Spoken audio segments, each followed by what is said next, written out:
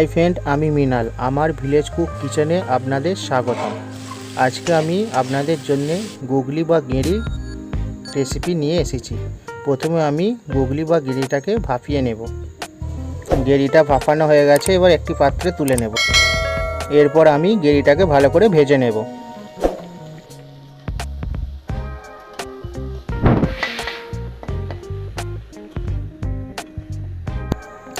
ভাজা হয়ে গেছে।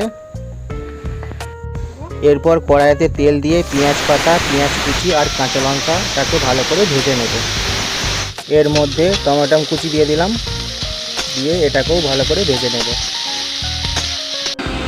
পেঁয়াজ আর টমেটোটা ভাজা হয়ে গেছে। এরপর আমি এতে আদা রসুনের পেস্টটা দিয়ে দেব, দিয়ে এটাকেও ভালো করে ভেজে নেব।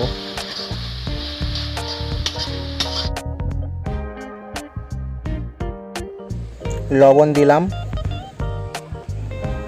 হলুদ গুঁড়ো দিলাম, লঙ্কা গুঁড়ো দিলাম। সব উপকরণগুলো খুব ভালো করে কষিয়ে নেব। মশলাটা কষানো হয়ে গেছে। এরপর আমি ভেজে রাখা গেঁড়িটাকে এর মধ্যে দিয়ে এটাকেও খুব ভালো করে কষিয়ে নেব।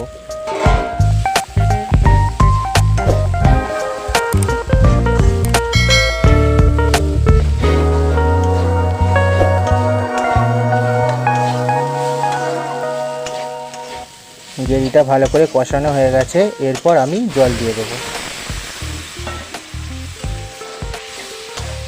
এরপর কিছু পাত্রে দিয়ে কড়াটাকে ঢাকা দিয়ে দেবো। 15 মিনিট ধরে ফোটাতে দেবো। ব্যাস, গেঁড়ি কমপ্লিট।